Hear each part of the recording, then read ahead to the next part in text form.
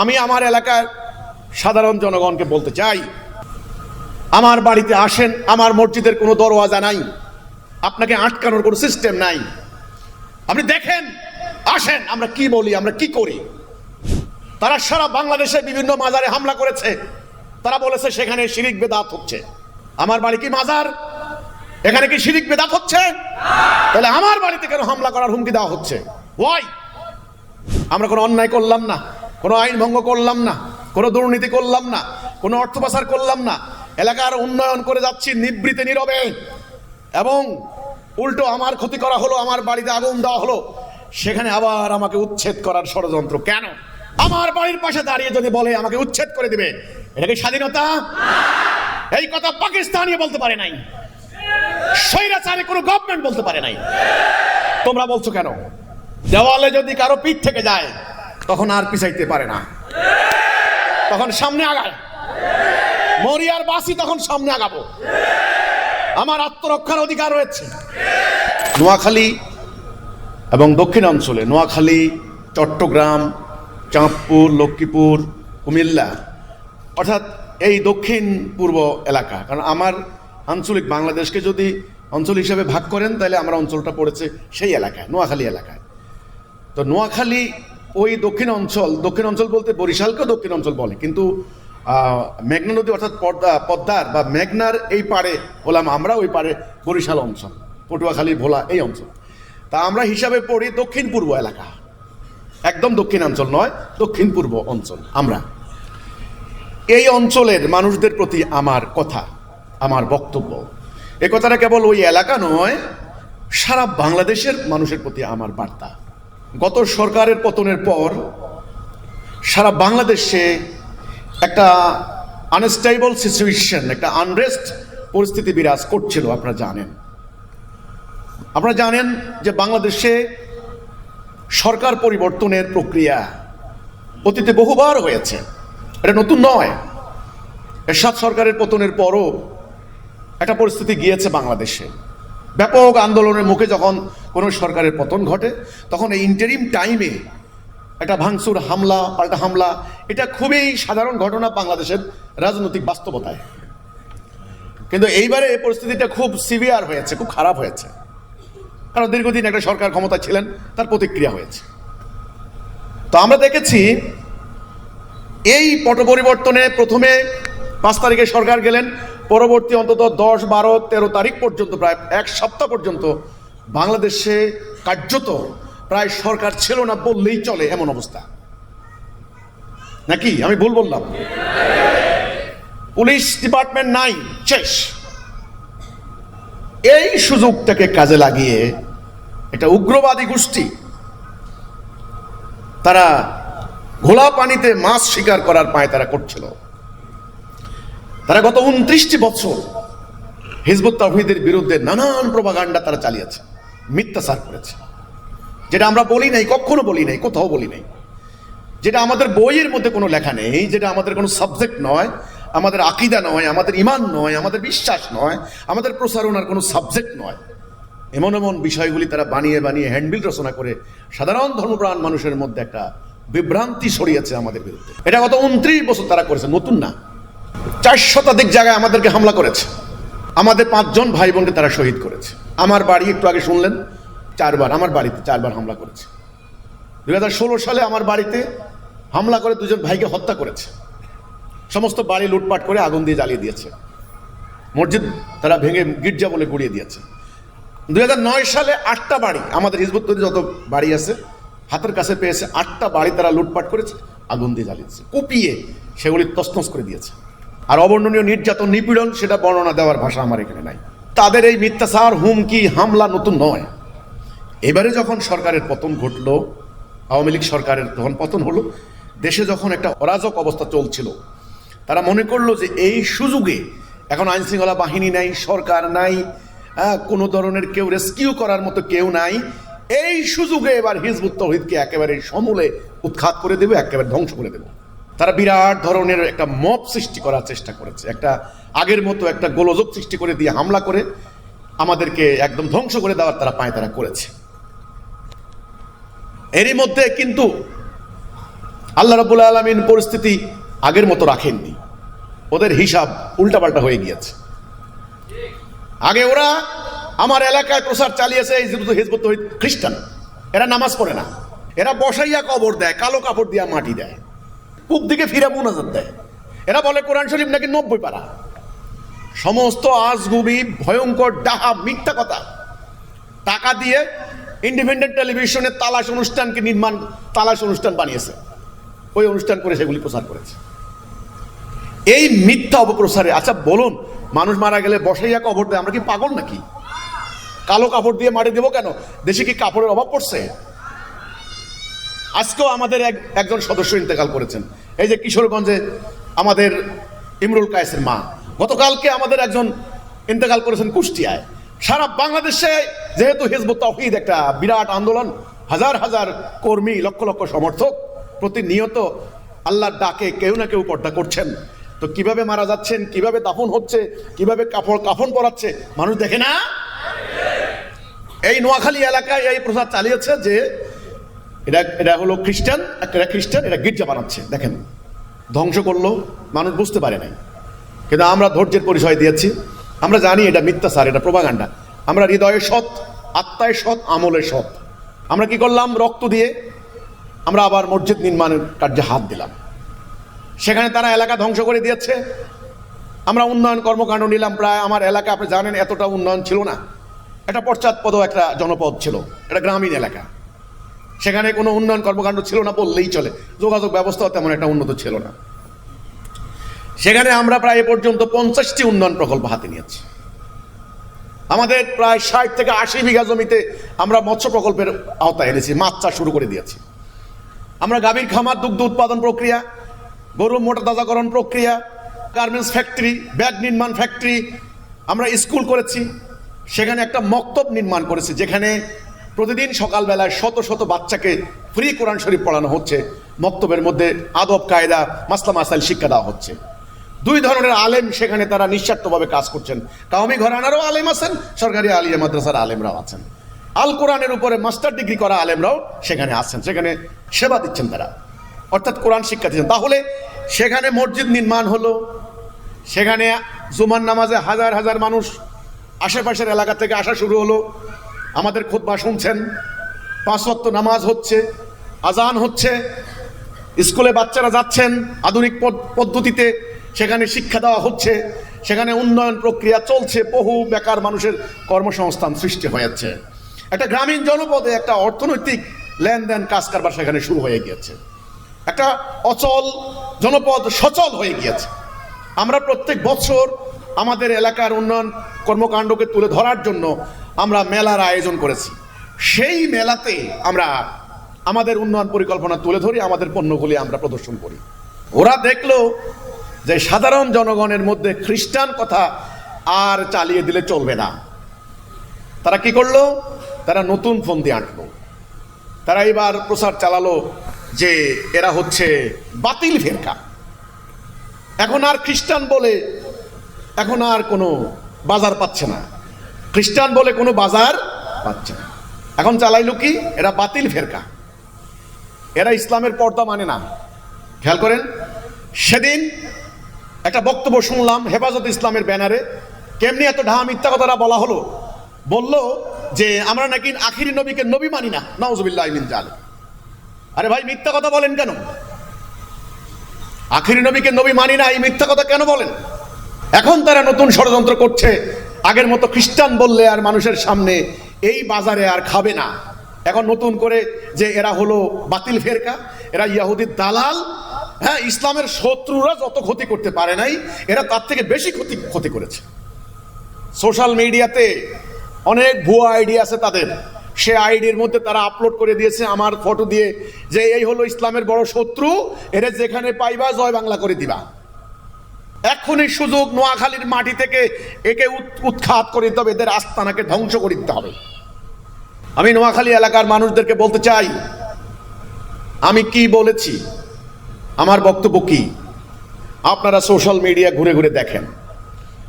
আপনারা ইউটিউবে যখন আমার নাম লিখে আপনারা তালাশ করেন, তখন কিছু অপপ্রচার আপনাদেরকে সাজেস্ট করে সম্পূর্ণ মিথ্যা, ডাহা মিথ্যা।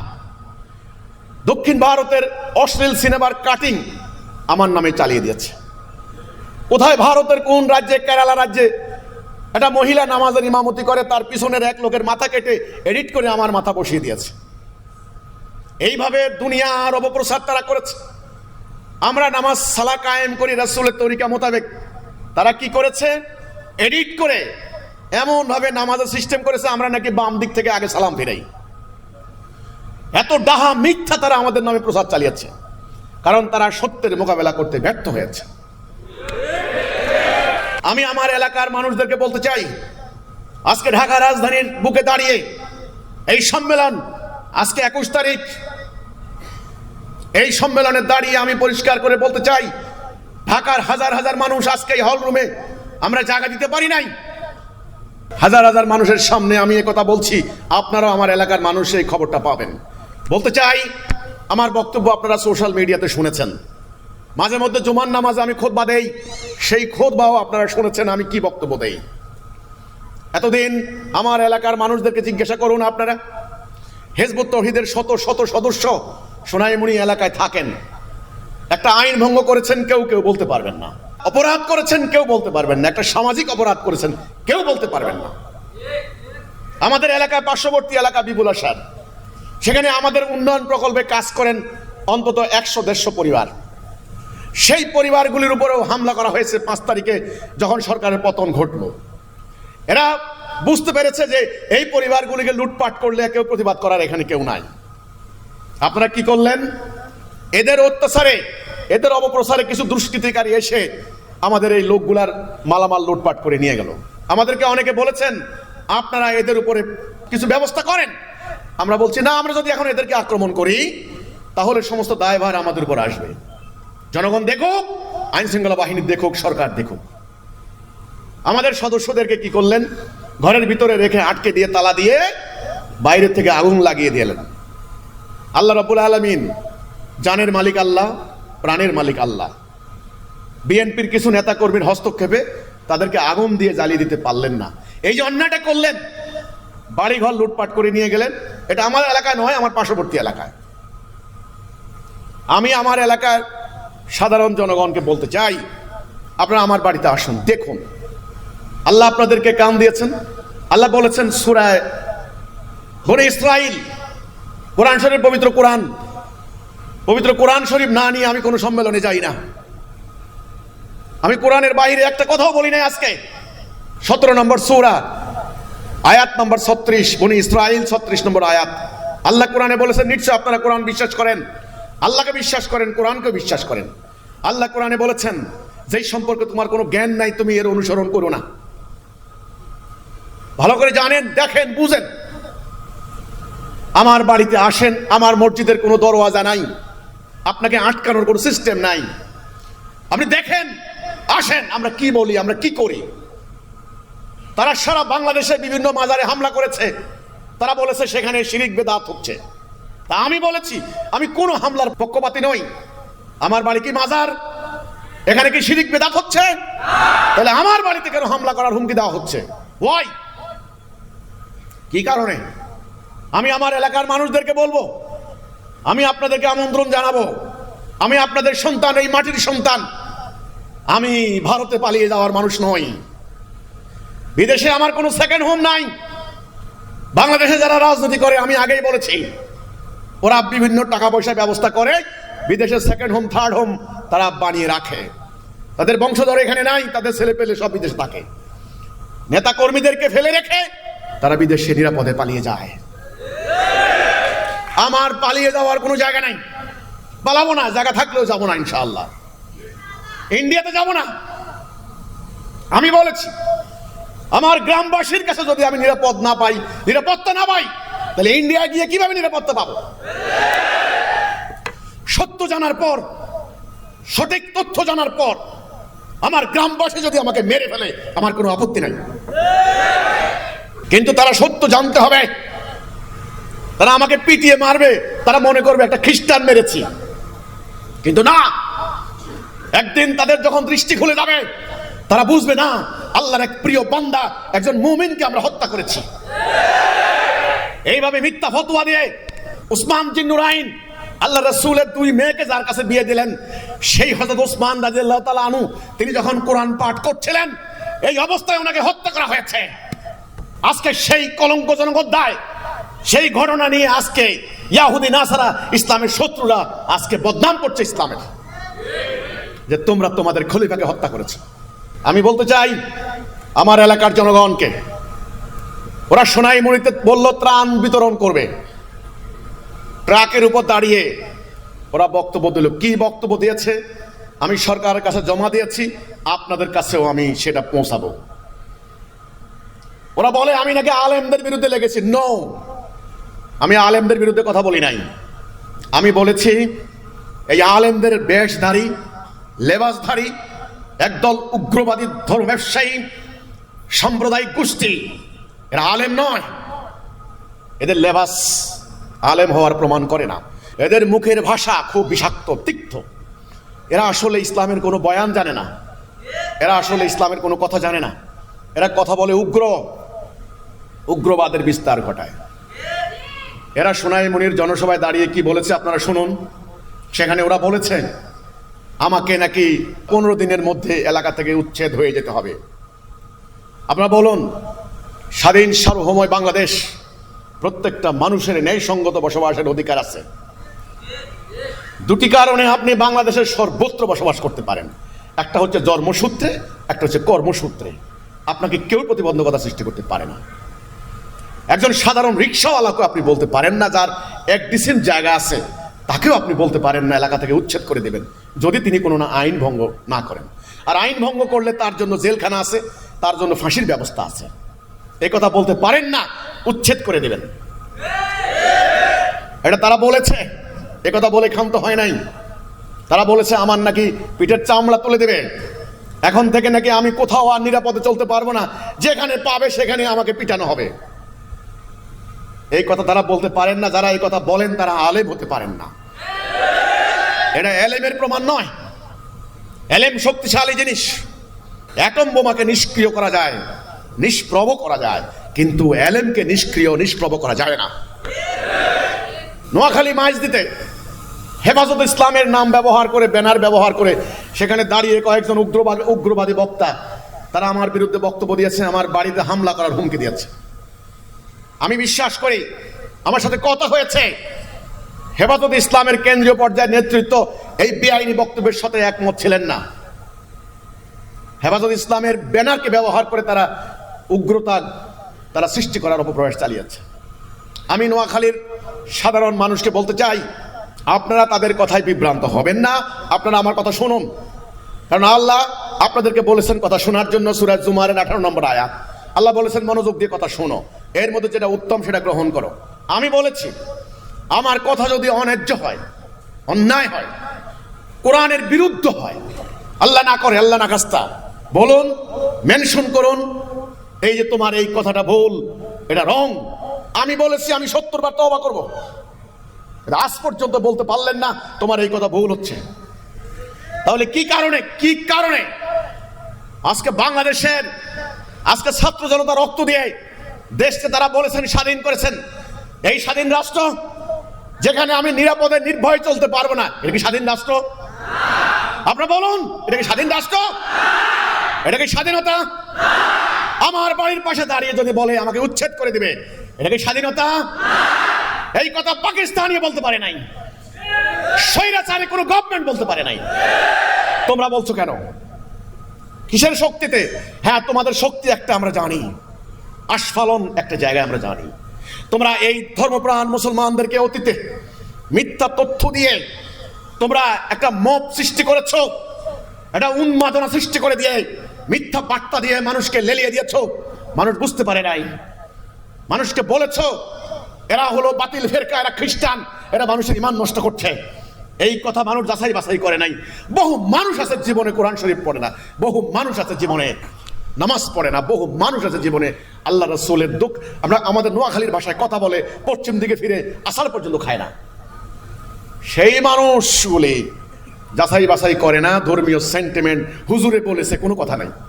আমি নোয়াখালী এলাকা এবং আশেপাশের চট্টগ্রাম এলাকার যে মানুষগুলি আছেন ধর্মপ্রাণ মানুষ, আমি আপনাদেরকে বলতে চাই, আপনারা আসুন, আমি আমন্ত্রণ জানাচ্ছি।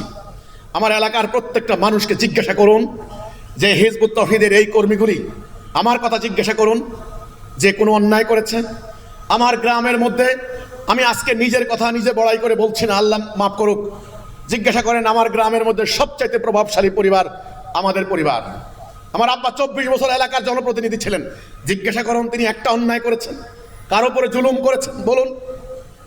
তাহলে আমরা কোনো অন্যায় করলাম না, কোনো আইন ভঙ্গ করলাম না, কোনো দুর্নীতি করলাম না, কোনো অর্থ পাচার করলাম না, এলাকার উন্নয়ন করে যাচ্ছি নিবৃতে নীরবে, এবং উল্টো আমার ক্ষতি করা হলো, আমার বাড়িতে আগুন দেওয়া হলো, সেখানে আবার আমাকে উচ্ছেদ করার ষড়যন্ত্র। কেন কেন কি কারণ? এই প্রশ্নটা আপনারা করবেন। যদি আমার কোনো অন্যায় হয় আপনারা বলবেন যে তুমি এই অন্যায় করছো। আমি এই পরিপ্রেক্ষিতে আমার এলাকার মানুষকে বলতে চাই, আবারও বলতে চাই, সোশ্যাল মিডিয়ায় আমার বক্তব্য আছে, আপনারা শুনুন। আমার বাড়িতে আসুন, আমাদের মসজিদ দেখুন, এলাকার মানুষ দেখেছে সেখানে কি হচ্ছে দেখুন। আমরা আমাদের মসজিদে আমরা মেয়েদের জন্য দোতলায় নামাজের ব্যবস্থা রেখেছি। এটা কি আমরা অন্যায় করেছি? মেয়েরা কি জুমার নামাজে যেতে পারে না? তাদের অধিকার নাই? আচ্ছা, তাহলে কোন কারণে, কি কারণে আপনাদের এই বাড়ির উপরে এত ক্ষোভ? কি উদ্দেশ্যটা কি? আমি সাধারণ মানুষকে বলতে চাই, আমার কি অপরাধ? আপনারা বলতে পারেন তোমার উপরে এত আক্রোশ কেন হুজুরদের? সব হুজুর নয়, একটা নির্দিষ্ট উগ্রবাদী যারা মানুষের ইমানকে হাইজ্যাক করে নিয়ে জাতিবিনাশী কর্মকাণ্ড ঘটায়, এরা। সবাইকে এক পাল্লায় মাপা যাবে না। হক্কানি আলেম, সত্যনিষ্ঠ আলেম, মোমেনা আলেম, ভদ্র আলেম আছেন, হাজার হাজার আছেন। তারা নন এই গোষ্ঠীকে। দেখবেন এদের কথার মধ্যে উগ্র, এরে মারবো, ওরে ধরবো, ওরে উচ্ছেদ করে দিব, ওরে আগুন দিয়ে জ্বালাই দিব, এই কাজগুলি এরা করে। এদের কথার মধ্যে কোনো ধর্ম নাই, এদের হৃদয়ে কোনো কোমলতা নাই, এরা উগ্র এই গোষ্ঠীটি। পবিত্র কোরআন থেকে আমি বলেছি, আমি নিজের কথা বানিয়ে বলি নাই। সূরা বাকারা 174 নম্বর আয়াত। ওরা বলছে আমি নাকি ভুল ব্যাখ্যা দিয়েছি, আমি ভুল ব্যাখ্যা দেই নাই। ব্যাখ্যা হলো তাফসীর। তাফসীর আমি করি নাই, তাফসীর তারা করেছে। সরল অনুবাদ এটাকে ব্যাখ্যা বলে না। তারা বলে ভুল ব্যাখ্যা দিয়েছে। নো, আমি ব্যাখ্যা দেই নাই। আজকের এই মুহূর্তে আমার কথা শোনার পর আপনি কোরআন শরীফ খুলে দেখেন, 174 নম্বর আয়াত, ইসলামিক ফাউন্ডেশনের অনুবাদ, বাংলা অনুবাদ পড়ে দেখেন। আল্লাহ কোরআনে বলেছেন, যারা আমার আয়াত গোপন করে এবং বিনিময়ে তুচ্ছ মূল্য গ্রহণ করে, তারা নিজেদের পেটে আগুন ছাড়া কিছুই ঢুকায় না। আল্লাহ তাদের ক্ষমা করবেন না। তারা হেদায়েতের পরিবর্তে গুমরাহি ক্রয় করেছে। জাহান্নামের শাস্তি তাদের জন্য রয়েছে। সূরা ইয়াসিনের 21 নম্বর আয়াত আল্লাহ বলেছেন, অনুবাদ পড়ে দেখেন, তাফসীর নয়, ব্যাখ্যা নয়। তাফসীর করে এদিকে ওদিকে নেওয়ার কোনো সুযোগ নাই। আল্লাহ বলেছেন, তাবিউ মাল্লা ইয়াসআলুকুম আজরাও ফাহুম মুহতাদুন, ইত্তেবা করো তাদের যারা কোনো বিনিময় নেয় না এবং নিজেরা হেদায়েতের মধ্যে আছে। আমি এই কথা বলেছি, এটা যদি আমার অন্যায় হয়ে থাকে আল্লাহর কথা বলার কারণে, যেটা ওরা গোপন করেছে, আমি বলেছি সুদ হারাম, ডাকাতি হারাম, ব্যভিচার হারাম, চুরি করা হারাম, আল্লাহর দিন বিক্রি করে খাওয়াও হারাম। একথা বলেছি। আল্লাহর দিন প্রতিষ্ঠা করেন জাতীয় জীবনে, মানুষ শান্তি পাবে, এটাকে বিক্রি করবেন না। টাকার বিনিময়ে ইমানকে বিক্রি করে দিবেন না। আপনারা ওয়াজ করেন, টাকা নিবেন না, একথা আমি বলেছি। এই কথা বলার কারণে তারা আমাকে কাফের ফতোয়া দিয়েছে। আমি নাকি মানুষের ইমান নষ্ট করতে দাঁড়িয়েছি, আমি নাকি আলেমদের বিরুদ্ধে নেমেছি। না, সত্য কথা বললে আলেমদের বিরুদ্ধে নামা হয় না। আমি সত্য কথা বলেছি। আজকে কোরআনকে জাতীয় জীবনে প্রতিষ্ঠা করতে হলে সবাইকে সত্য কথার মধ্যে আসতে হবে। এই আমার অপরাধ। এই জন্য তারা আসল কথা বলে না। তারা বলেছে আমি লম্বা দাড়ি কেন রাখি না। আরে ভাই, আমি বলেছি পবিত্র কোরআনে দাড়ি নিয়ে কোনো কথা হয় নাই। দাড়ি সুন্নত, রাসূল রেখেছেন, আপনিও রাখেন, কোনো আপত্তি নাই, কিন্তু আগে ফরজ আমরা পালন করি। তারা বলেছেন তোমার মেয়েরা মিটিং এ যায় কেন, তোমার মেয়েরা, তুমি মেয়েদেরকে বেপর্দা করছো, বেপর্দা নারী। আমি বলেছি আল্লাহ রাসূল মেয়েদেরকে নিয়ে জিহাদের ময়দানে পর্যন্ত চলে গিয়েছেন। আজকে ছাত্র আন্দোলনে হাজার হাজার নারী, হাজার হাজার মেয়ে, তারা লড়াই করে এই সরকারের পতন ঘটিয়েছে। আপনারা তাদেরকে অভিনন্দন জানিয়েছেন, আপনারা তাদেরকে স্যালিউট দিয়েছেন। ওই তখন তো বললেন না, এই মেয়েরা তোমাদের ওড়না কোথায়, তোমরা যে এই যে কোটা বিরোধী আন্দোলনে নেমেছো তোমাদের পর্দা কোথায়? তখন আপনারা বলেছেন এই ভাই পর্দা টর্দা নিয়ে কোনো কথা তুলবেন না, এখন আপাতত স্বৈরাচারের পতন হোক। ডাবল স্ট্যান্ডার্ড রুল কেন আপনাদের? ওখানে এক কথা, আমার বেলা আরেক কথা কেন? আমি সে কথাই বলেছি, দিন প্রতিষ্ঠা করুন, নারী এবং পুরুষের শক্তিকে কাজে লাগান। এখন ইসলামের শত্রুরা প্রবল, ঐক্যবদ্ধ, কাজেই ইসলামকে প্রতিষ্ঠা করতে হলে পুরুষের শক্তি যেমন লাগবে, নারীর শক্তি অনুপ্রেরণাও লাগবে। সেজন্য আমি মেয়েদের অধিকার নিয়ে কথা বলেছি। আমি তো আল কোরআন হাদিসের বাহিরে কোনো কথা বলি নাই, রাসূলুল্লাহর কর্মজীবন প্র্যাকটিসের বাহিরে কিছু করি নাই। আমার মেয়েরা মসজিদে আসে, নামাজ পড়ে, আমার মেয়েরা জুমার নামাজে আসে, আমার মেয়েরা ঈদের নামাজে আসে। দেখুন না, এলাকার মানুষ তো দেখেছে আমার মেয়েরা ফ্যাক্টরিতে কাজ করে, আমার মেয়েরা মিডিয়ায় কাজ করে, তাহলে আমি কোথায় অন্যায় করেছি? আমার মসজিদের 3 তলায়, সেখানে হল রুম, সেখানে শরিয়া মোতাবেক বিয়ে শাদী হচ্ছে। আমার এলাকার কাজী আছেন, প্রত্যেকটা অনুষ্ঠানে কাজী সাহেব থাকেন। কাজী সাহেব কোনো আমার দল করেন না, তিনি জামাত ইসলামের কর্মী, আমার এলাকার কাজী। সরকারি নিয়ম মোতাবেক উনি বলুক, আমার প্রত্যেকটা বক্তব্য উনি মুখস্থ পারেন, জানছেন যে আমি কি কথা বলি।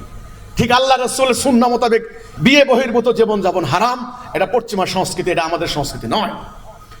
আমি কোন কাজটা ইসলামের বাহিরে করলাম আপনারা বলুন?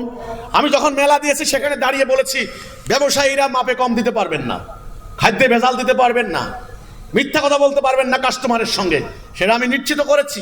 গলা কাটা মূল্য নিতে পারবেন না, অধিক মূল্য সুযোগ পেয়েছেন, 10 টাকার পণ্য 200 টাকা, এটা মোমেনের কাজ নয়। এই যে বন্যা হলো, 10 টাকার মোমবাতি 200 টাকা, 20 টাকার রিক্সা ভাড়া 200 টাকা, এটা কেমন জালিয়াতি? আমি বলেছি এই কথাগুলি, ইসলাম লেবাসে নয়, ইসলামকে চরিত্রে ধারণ করতে হবে। মোমেনের কথা, মোমেনের বৈশিষ্ট্য পবিত্র কোরআনে কি বলছে? মিথ্যা বলবা না, মিথ্যা সাক্ষ্য দিবা না, অন্যের ক্ষতি করবা না, অন্যভাবে মানুষকে খুন করবা না, মাপে কম দিবা না, এই যে মিথ্যা, সুদ খাবা না, ঘুষ খাবা না, ডাকাতি করবা না, এই কথাগুলি বলেছি। তারা আজকে এই মিথ্যা তথ্য দিয়ে আমার বাড়িতে হামলা করার জন্য পায়তারা করছে। তারা মনে করেছে যে সরকারের নিয়ন্ত্রণ এখন দুর্বল পর্যায়ে আছে, থানার কার্যক্রম নাই বললেই চলে, কারণ পুলিশ তো আগে থেকেই ভাগছে। কাজেই এখন সুযোগ তাদের এখন কোয়া 12, এখন যেদিকেই লাগবে সেদিকে আমরা যা খুশি তা করে ফেলতে পারবো। এই সুযোগে হিজবুত তাওহীদের 12টা বাজাই দেব। আমি এলাকার মানুষদেরকে বলতে চাই, আপনারা গুজব এবং হুজুগে কোনো কান দেবেন না। রায়ট বাংলাদেশে কম হয় নাই, বিশ্বের দরবারে বার্তা খারাপ যাবে। আমি যদি আক্রান্ত হই কি হতে পারে, আমি সেটা বক্তব্যের মাধ্যমে বিশ্বের সকল সম্প্রদায়কে জানিয়ে দিয়েছি। সেনা প্রধানকে উদ্দেশ্য করে, সরকার প্রধান ডক্টর ইউনূস সাহেবকে উদ্দেশ্য করে আমি আমার বক্তব্য দিয়েছি।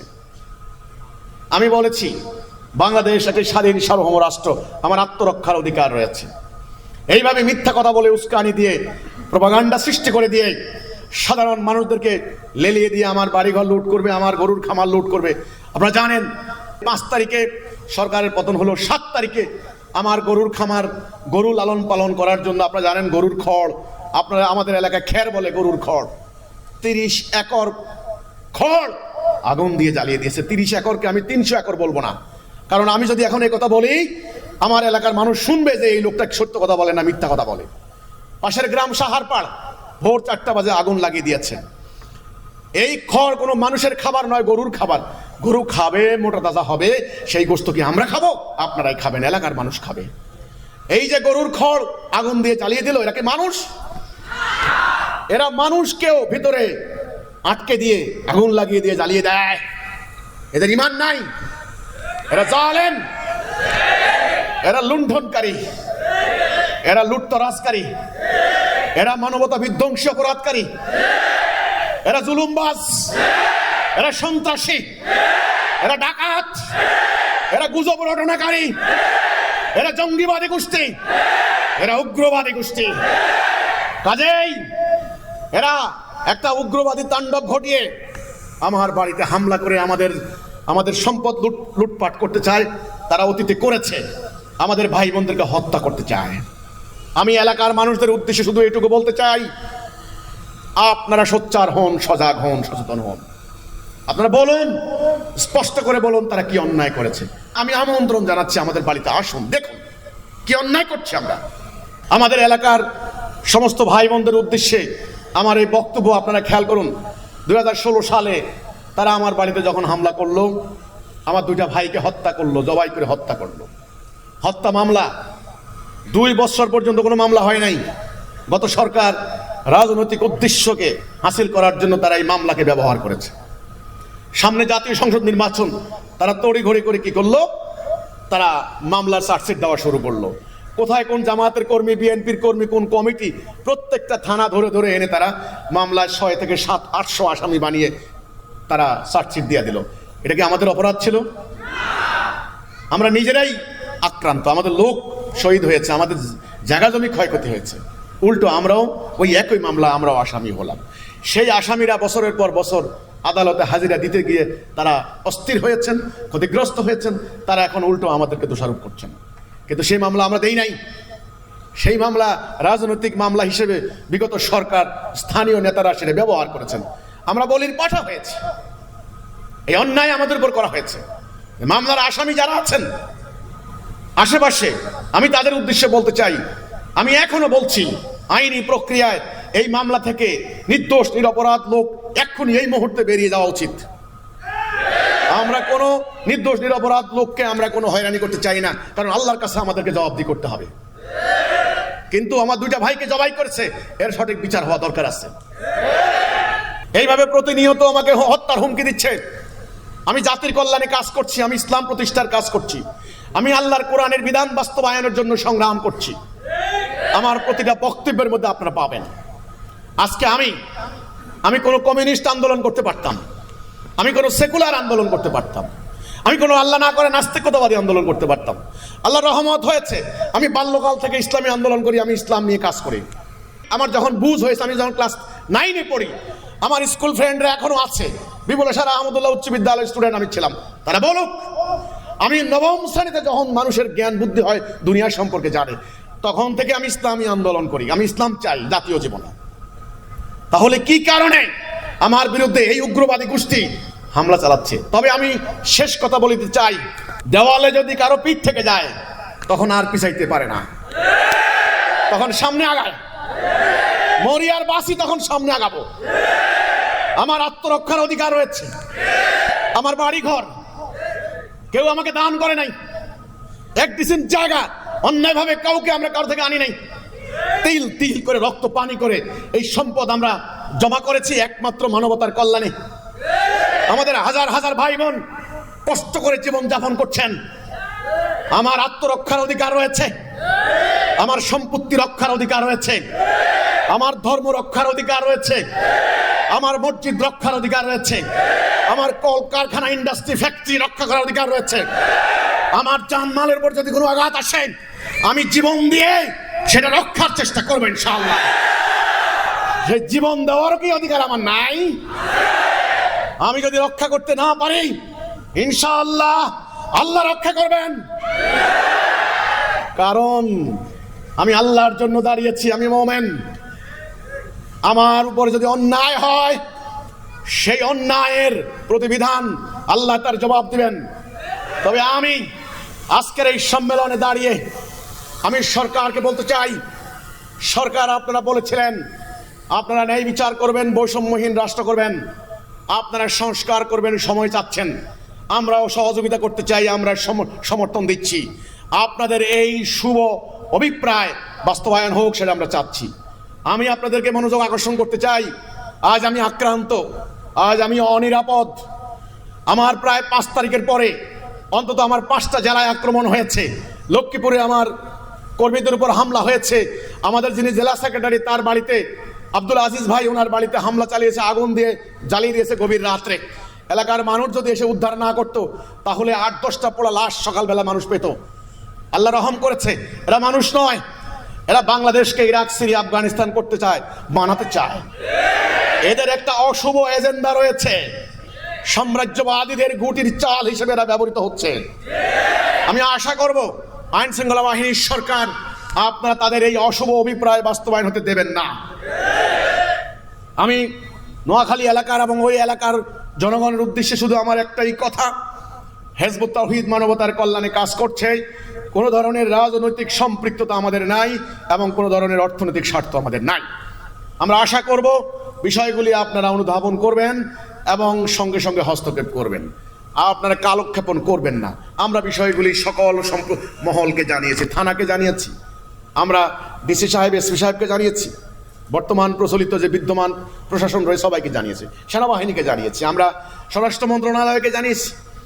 আমরা আর কোথায় যেতে পারি? হ্যাঁ, আবার যাওয়ার জায়গা আছে। আমরা জাতিসংঘ মহাসচিবের দৃষ্টি আকর্ষণ করব, আমরা পার্শ্ববর্তী রাষ্ট্রের সবাইকে জানাবো, আমরা ইউরোপীয় ইউনিয়নকে জানাবো, বিশ্বের যত রাষ্ট্রদূতের কার্যালয় বাংলাদেশে রয়েছে আমরা সবাইকে জানাবো, আমরা আন্তর্জাতিক মানবাধিকার সংস্থাকে জানাবো, আমরা হিউম্যান রাইটসকে জানাবো। আমরা আর কি করতে পারি? আমরা সবাইকে জানাবো। জানানোর পর এরপর চূড়ান্ত লড়াইয়ের জন্য আমরা প্রস্তুতি নিয়ে বসে থাকবো, এছাড়া আমাদের কোনো উপায় নেই। আপনাকে প্রস্তুত? জীবন দেব, পিছপা হবে না ইনশাআল্লাহ। আমাদের জানমাল রক্ষার জন্য, আমাদের প্রতিটা ভাই বোন শেষ মানুষটা জীবিত থাকা অবস্থায় আমরা কোনোদিন অন্যায়ের কাছে মাথা নত করবো না ইনশাআল্লাহ।